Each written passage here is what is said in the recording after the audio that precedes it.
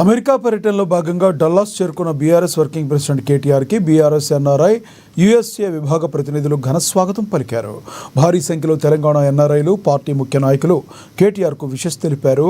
అమెరికాలోని డల్లాస్లో BRS party రజతోత్సవ సంబరాలు అంగరంగ వైభవంగా జరుగుతున్నాయి.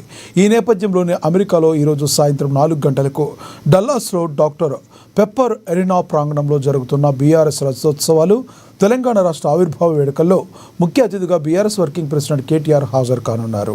ఇందులో భాగంగా తన 2 రోజుల లండన్ పర్యటన ముగించుకున్న కేటీఆర్ తాజాగా డల్లాస్ చేరుకున్నారు.